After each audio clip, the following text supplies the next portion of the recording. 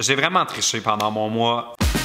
Salut, c'est PL Cloutier, bienvenue dans une toute nouvelle vidéo. Aujourd'hui, j'avais envie de faire les choses de façon très relax, en mode on jase un peu ensemble. Je me suis installé confortablement dans mon salon avec un bon verre de vin, ouais! Parce que j'avais envie de vous faire un genre de petit compte rendu. Si vous me suivez sur mon compte Instagram, je vous aime, et si vous me suivez pas encore, vous pouvez le faire tout de suite sur Instagram @PLCloutier. Il y a plein de photos et plein de niaiseries que vous pouvez suivre. Puis il y a environ un mois, je me suis lancé un défi. Je me suis lancé le défi de faire un mois sans aucune retouche sur mes photos. Et ce mois vient de terminer. Puis tout au long du mois, j'ai pris des notes dans un document sur mon ordinateur. Et puis, je me suis dit que ce serait le fun de faire un genre de ce que j'ai appris suite à mon mois où j'ai cessé de retoucher mes photos. La première affaire que j'ai apprise en ne retouchant plus mes photos, c'est que j'ai sauvé énormément de temps. Ça m'a fait réaliser à quel point on passe un temps fou à comme corriger les ombres, améliorer les couleurs, cropper la photo, mettre un petit flou, mettre un effet de vignette. Vraiment là, tout ça gobe full de temps. Et ça a été ma première leçon dans tout cette espèce de défi du mois, de juste faire comme wow! À quel point c'est facile de publier mes photos maintenant. Mais c'était facile, mais pas. J'ai envie de comme vous mettre mes photos Instagram juste ici pendant que je vous parle. Comme ça, vous allez pouvoir voir en même temps que moi comment ça s'est passé, qu'est-ce que j'ai publié. Voici mon feed Instagram. Bon, ce qu'on remarque tout d'abord, c'est que moi, j'adore avoir un feed hyper coloré. Puis en plus, au mois d'avril, j'étais en Californie au festival Coachella et c'est l'endroit le plus Instagram au monde. Il fait toujours beau, il y a de la couleur, il y a du contraste, les montagnes sont pâles, les gazons sont verts, tout est beau. En plus, j'avais amené des vêtements un peu colorés. Puis je me suis gâté sur une de mes apps de retouche que j'aime beaucoup, qui s'appelle A Color Story. Puis sur A Color Story, j'avais fait plein de presets vraiment là, pour booster la saturation le plus possible. Fait que je trouve que c'est vraiment ça qui définit le plus possible, le mieux possible mon feed. Je dirais que j'ai pas vraiment un thème Instagram comme plein de monde font où ils vont voir comme 2-3 styles de photos, 2-3 couleurs qui sont vraiment dominantes puis à peu près toujours le même cadrage. Moi, j'ai jamais été bon pour faire ça parce que j'aime avoir de la variété dans mon feed, mais je dirais que la seule affaire qui vraiment se démarque, c'est que je mets full couleur tout le temps. J'exagère la saturation. Ça prend presque des lunettes de soleil pour regarder mon feed. Et là, je vais scroller pour vous montrer à quoi ressemble mon fil Instagram depuis que j'ai arrêté de le retoucher. C'est comme le Instagram tristesse. On dirait que je trouve ça tellement fade. C'est vraiment un des constats que j'ai fait à propos de mon mois sans retouche, là. Mes photos sont vraiment pas pétillantes de base, là. On dirait que tout est gris, tout est verdâtre. C'est vraiment pas super beau. Puis ce mois-ci, j'ai publié 6 rangées de photos de 3, donc ça donne 18 photos que j'ai pas retouchées. Faut dire que moi, je fais pas une utilisation normale d'Instagram.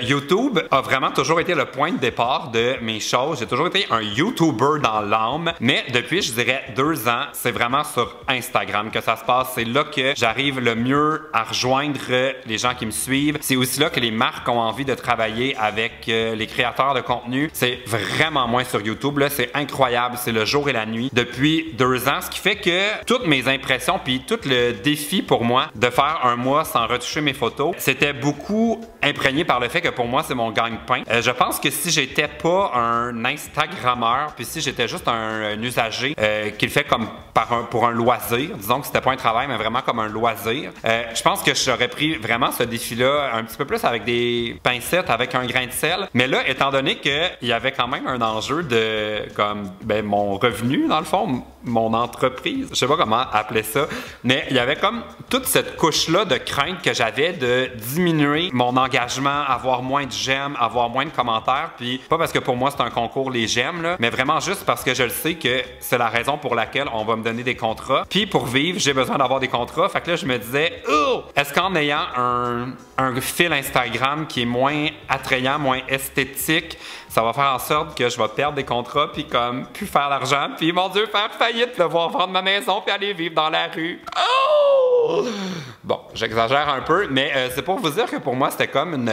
ça peut sembler comme un défi anodin, mais on dirait que quand on utilise Instagram comme un gagne-pain, quand ça devient un gagne-pain puis qu'on n'a pas vraiment de plan B, c'est vraiment la raison pour laquelle j'ai pas pris ce défi-là à la légère. Donc, j'ai publié les premières photos, puis ce que j'ai noté dans mon document, c'est que ça n'a pas eu aucun effet sur mes j'aime. Moi, je m'attendais à ce que ma photo passe un petit peu inaperçue, mais finalement, vraiment pas. J'ai eu comme une espèce de vague de sympathie, de gens qui trouvaient que c'était une super bonne idée. Il y a même le Journal de Montréal qui en a parlé, Hollywood PQ a fait un article là-dessus. Fait que c'est sûr que ça a peut-être un petit peu faussé les résultats sur cette photo-là, mais j'étais vraiment content de voir que ça avait comme pas eu, ça avait pas juste détruit mon following là, sur Instagram. Même au contraire, je pense que ça a propulsé la photo parce que il y avait comme une bonne raison de commenter. Puis je pense que l'algorithme d'Instagram aime ça quand il y a beaucoup de commentaires, ça propulse un peu plus la photo. Fait que dans le fond, la première photo, c'est juste avéré une excellente idée. Même si sur la photo, j'avais...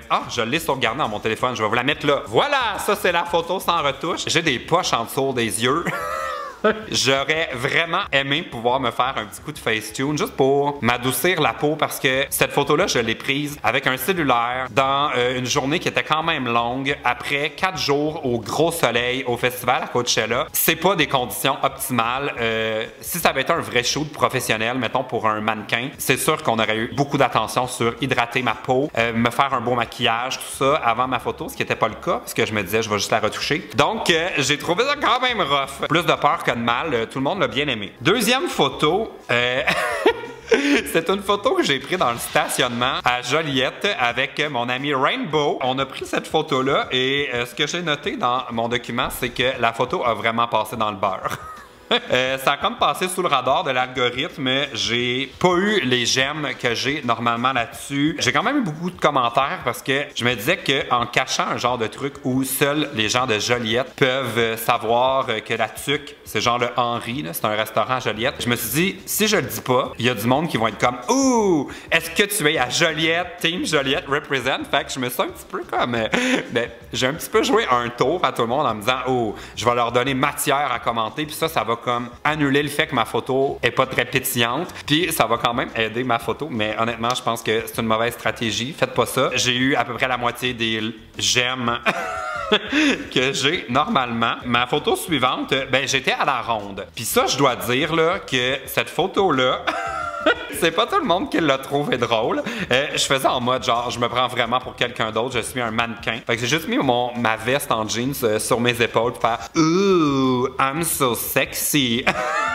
Puis ça a quand même soulevé quelques réactions. Puis tout ce qui concerne la ronde, je ne sais pas pourquoi, mais ça a toujours été quelque chose qui marchait super bien sur mes médias sociaux. Je ne sais pas pourquoi, vous irez voir mes vlogs où je teste des manèges, c'est toujours mes vlogs qui fonctionnent le mieux. Fait que, sans surprise, j'ai retrouvé à peu près tous les j'aime que j'ai normalement sur une photo. Je suis presque à 5000, ce qui est à peu près dans la moyenne des photos. Aussi, j'avais mis un album un peu en mode, je veux que les gens comprennent que je fais une blague. Fait que la troisième photo, je suis comme, je ris parce que je me rends compte que c'est ridicule.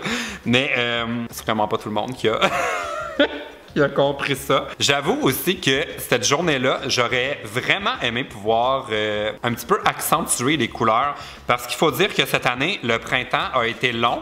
Ça a pris beaucoup plus de temps qu'à l'habitude pour que l'été s'installe puis que les feuilles poussent dans les arbres. Ce qui fait que je trouve cette photo-là vraiment trop automne. Il n'y a rien qui respire, genre c'est l'été, on a envie de sortir, d'aller faire la fête, d'aller à la ronde, s'amuser. Puis en plus, il avait invité à peu près tout ce qui a un compte Instagram en ville. Les gens d'OD étaient là, les YouTubers étaient là, les vedettes d'Instagram étaient là.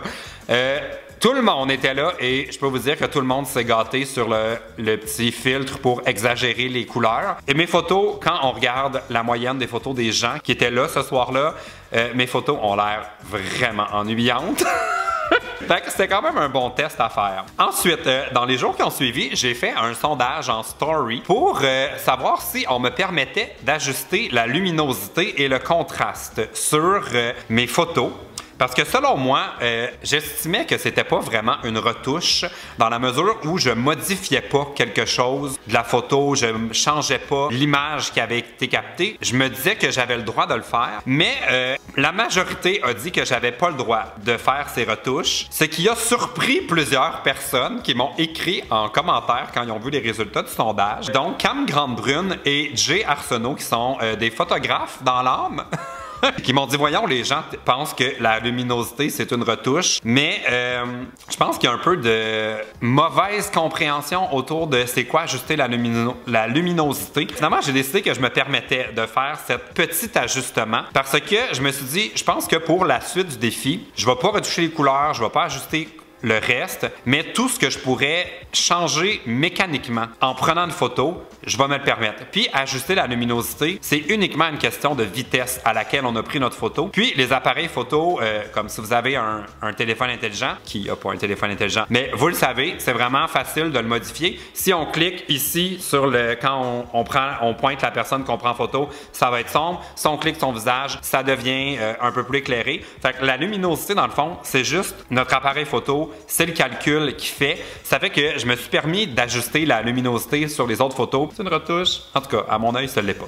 Les autres photos suivantes, il n'y avait rien de bien exceptionnel à mentionner, à part le fait que c'était encore des journées froides du printemps. Puis sur la peau, là, je vais vous zoomer, là, vraiment pas l'idéal pour être cute. Là. On dirait que j'ai le grain de peau qui veut comme de l'hydratation. Aussi, pour cette photo-là, étant donné que je voulais quand même avoir des photos colorées, j'ai commencé à utiliser un truc que j'utilise en ce moment, qui est celui d'utiliser des vêtements colorés. Ça fait que j'ai juste porté mon espèce de coton ouaté rose pétant dans le but que ma photo soit un petit peu moins ennuyante. Puis il y a le gazon de soccer, du terrain de soccer qui est quand même un peu un pop. Fait que je me suis permis la luminosité. Puis j'ai un peu, au lieu de faire une retouche par après, je me suis comme un petit peu retouché live en essayant d'avoir les couleurs sans avoir à les booster puis les inventer par après. Ensuite, le 25 mai, j'ai pris cette horrible photo à C2 Montréal où, en marchant vers ma voiture, je me suis dit, un con orange, je vais essayer de faire une photo complètement ridicule avec un flash. Je savais que cette photo-là serait une horreur, mais je me suis dit, s'il y a un moment où je peux me permettre de publier cette photo complètement ratée, c'est bien en ce moment, pendant mon espèce de défi sans retouche. Je la trouvais drôle, elle me faisait rire, puis je me disais, personne va me juger que la photo est laide parce que mon feed en ce moment est vraiment pas à son meilleur. Et j'ai obtenu un espèce de reach incroyable. Je sais pas si c'est encore le cas, mais ah non, ça a changé. Mais pendant plus d'une semaine, j'étais la photo la plus populaire à C2 Montréal. Ce qui m'a fait dire que dans le fond, ce qui compte, c'est pas nécessairement l'esthétique de la photo. C'est peut-être un petit peu plus la réaction que ça provoque ou le contenu ou ce que la photo dégage. Puis comme clairement, là, j'aurais eu envie de me faire un petit Facetune dans le front pour... pourquoi je suis luisant comme ça? Je veux dire, j'avais même pas chaud. J'ai mon manteau, il faisait super froid. What is wrong? Ensuite, on tombe dans une autre de mes stratégies où je me suis dit, ça prend de la couleur et je vais engager un photographe professionnel pour m'aider à faire de plus belles photos. Donc, j'ai demandé de l'aide à mon ami Jay Arsenault et j'ai dit à Jay, là, vraiment, là, envoie-moi pas tes photos avec des retouches. Je veux avoir le fichier le plus tel quel possible. Et voilà ce que ça donne! On dirait que je me disais, je vais aller dans un arbre en fleurs. Comme ça, ça va être coloré de base, mais j'ai juste l'air ridicule. J'aime pas ces photos-là et c'est vraiment pas la faute de Jay, là. C'est vraiment le concept. On dirait que j'ai voulu aller trop loin dans l'idée. Puis aussi, ça m'a fait réaliser une chose. C'est que les appareils photo sont vraiment calibrés pour faire les photos avec le moins de contraste possible. Ils sont vraiment construits pour qu'on fasse des retouches par la suite. Parce que je regarde les photos de Jay. C'était une journée où il y avait du soleil, où il faisait beau. C'est pas normal que notre photo soit aussi grise que ça. Puis je me suis souvenu que j'avais vu des tutoriels sur comment faire des retouches photos qui nous disaient que pour qu'on puisse avoir du contrôle par la suite sur nos photos, il faut que nos appareils prennent les photos les plus grises possibles. Comme ça, quand on est sur du gris, on peut dire, ben là, je veux avoir plus de contraste, moins de contraste. Tandis que si de base, notre photo est super blanche, super noire, que toute l'information de chacune des pixels est vraiment dans du noir ou du blanc, que c'est vraiment contrasté, ben après ça, on n'a plus de marge de manœuvre pour nous, après ça, aller faire notre retouche. Ce qui fait que les photos, maintenant, à cause des appareils photo numériques, sont faites pour être retouchées. Et ça a été un de mes grands apprentissages de ce mois sans retouche. Et là, je me sentais mal de publier ces photos de Jay parce que je me disais, Colin, c'est un photographe de talent, un photographe professionnel. Puis là, mon Instagram, ça devient un petit peu comme son portfolio. Il a accepté de prendre son temps pour venir me prendre en photo. Puis c'est vraiment pas à la hauteur de son talent ce que je suis en train de publier. Alors j'utilise cette tribune pour m'excuser. Si on refait d'autres photos, Jay, je vais m'assurer que tu trouves que les photos soient belles de base, parce que là, j'ai vraiment l'impression que ça rend pas honneur à la qualité de ton talent. J'ai l'impression que c'est juste une photo que n'importe qui aurait pu prendre, puis je sais que c'est pas le cas. Bon, ensuite, le 31 mai, c'était le party Living Your Best Life de mon amie Florence Lavoie, DJ Flo 99. Puis Florence a eu une dure soirée, mais je voulais quand même prendre une photo avec elle. Mais il faisait noir et puis j'étais habillé avec cette chemise très colorée pour être certain d'avoir un peu de contraste dans mes photos. Mais je pense que les abonnés étaient très enthousiastes à l'idée de prendre une photo avec Flo et surtout étaient très enthousiastes à l'idée de lui offrir des shooters. Et ce que j'ai compris en voyant ma photo qui a été prise dans le noir avec un flash, c'est que la personne qui a donné un shooter à Flo lui a servi à même sa bouteille de vodka et en lui versant de la vodka dans sa bouche, lui en a peut-être un petit peu renversé au visage. Ce qui fait que la pauvre DJ Flo 99 avait tout le dessous des yeux noirs. Je vais vous montrer la photo telle quelle. Bon, alors, voilà la photo telle quelle. Je vais vous faire un zoom sur... Oh mon Dieu, Flo, ça allait pas bien ta soirée. Ben, moi non plus, hein, quand je me regarde, je suis obligé de dire que ça va pas très bien, là. Je me sentais trop mal de publier une photo de Flo où, clairement, elle a l'air d'avoir eu ça rough depuis le début de la soirée. Ça fait que cette photo-là, je l'ai mis dans ma story sur Instagram. Puis, je me suis permis une mini-retouche vraiment pour essayer de corriger le dessous de son œil. Dans Facetune, j'ai pris le sélecteur de ton que j'ai pris sur son œil de droite qui était correct. Puis, je suis juste allé enlever l'espèce de trace de noir qu'elle a en dessous de son œil. Puis, j'ai fait aucune autre touche. Puis, je l'ai publié. Je vais vous montrer ce que ça donne. Donc, voilà. C'était mon défi sans retouche, mais j'ai vraiment pas pu résister à l'idée de faire une retouche. On dirait que je me sentais trop mal, mais moi, je me suis laissé tel quel, là, mais oh my god, j'ai fait une retouche. J'ai vraiment triché pendant mon mois. C'est... Ça me fait mal de l'avouer. Bon, ensuite, le reste du mois, j'ai continué à publier des photos sans faire de retouche dans mon compte Instagram. Et j'ai aussi essayé de faire des petites vidéos sans retouche pour voir ce que ça donnerait. J'ai juste mis un effet de ralenti, mais j'ai pas changé de couleur, j'ai pas fait quoi que ce soit. Ça, par contre, j'ai triché parce que je voulais mettre un extrait de ma vidéo, ma dernière vidéo, il fallait la voir si vous l'avez pas encore vue, où je teste des robes de bal. Mais je veux dire, je vais vous montrer quand on tourne la vidéo, c'est un peu le même concept que les photographes professionnels. Les appareils sont calibrés pour faire des photos qui sont vraiment grises. Fait qu'en ce moment, je vais retirer le filtre de coloration que je fais sur toutes mes vidéos. Alors, voici ce que ça donne quand on importe le fichier de nos caméras. On dirait que ça n'a aucun sens, c'est vraiment flat. Fait que, on va remettre les couleurs. Ah! Couleurs! Ce qui fait que, ben là, c'est un extrait de ma vidéo que j'ai republié sur Instagram. Fait que c'était pas vraiment sans retouche. Il y avait quand même beaucoup de retouches là-dessus. Ensuite, j'ai pris une photo avec mon ami Alexis sur laquelle il n'y a pas de retouche aucune. Puis là, je suis arrivé à la fin de mon défi. Alors, vraiment, je me suis permis une photo où, visiblement, il n'y a aucune retouche. Woke up like this. Donc voilà, c'était mon défi sans retouche. J'ai réalisé que c'est beaucoup plus difficile à faire que je m'attendais. Vraiment, j'ai trouvé que c'était autant un exercice de confiance en soi. J'ai réalisé aussi que la retouche qu'on fait sur nos photos, mais en tout cas celle que moi je fais, je pense que c'est beaucoup lié au fait que je me retouche vraiment peu avant de prendre les photos. Je pense que si j'étais une fille, je pense que j'aurais plus tendance à me maquiller, à me coiffer, à vraiment faire un gros effort pour que de base ma photo soit belle, mais mais moi, j'ai pas ça en moi. Genre, j'ai toujours l'air d'une vidange quand je sors de chez moi parce que je trouve pas ça important. Mais on dirait qu'on est tellement habitué à avoir des photos qui sont belles, qui sont comme sexy, pétillantes, attrayantes sur Instagram, que on dirait que j'ai envie de me forcer aussi avant de les publier, puis moi aussi faire une petite retouche. Fait que dans le fond, ce que j'ai compris, c'est que si j'avais pas la possibilité de faire des retouches à mes photos, probablement que je me retoucherais avant de les prendre, vraiment plus que je le fais en ce moment. Sûrement que je prêterais beaucoup plus d'efforts à la lumière, parce que ça, c'est une autre des choses que j'ai apprises. Pour faire des belles photos, il n'y a pas de secret, c'est toute une question de lumière. Donc voilà, merci à tous ceux qui m'ont encouragé dans ce défi sans retouche. Je dois avouer que j'ai adoré passer beaucoup moins de temps avant de publier mes photos. J'ai aussi vraiment apprécié le fait que vous me lâchiez pas. Mes photos ont eu à peu près le même reach, la même portée que j'ai habituellement, alors que moi, je m'attendais à avoir comme un espèce de creux. Vraiment pas. Ça m'a fait réaliser que dans le fond, les gens me suivent pas parce que je suis vraiment sexy. Ils me suivent parce que je suis juste super nice. Puis que j'ai aucun problème d'ego. Si vous avez des commentaires, si vous n'êtes pas d'accord avec des choses que j'ai dites, si vous voyez ça d'un autre œil, je vous invite à en parler avec moi dans les commentaires. Aussi, je vous rappelle d'aller me suivre sur Instagram parce que je passe beaucoup de temps et d'énergie à faire des contenus aussi sur Instagram. Même si je suis un peu moins sur YouTube, je mets plein de stories, je mets aussi plein de photos sur mon compte. Donc, allez me suivre, j'aimerais ça. Ça me ferait vraiment plaisir. J'ai hâte de lire vos commentaires dans la boîte. J'ai hâte de lire vos commentaires dans la boîte des commentaires. J'ai hâte de savoir ce que vous avez à dire. OK, salut.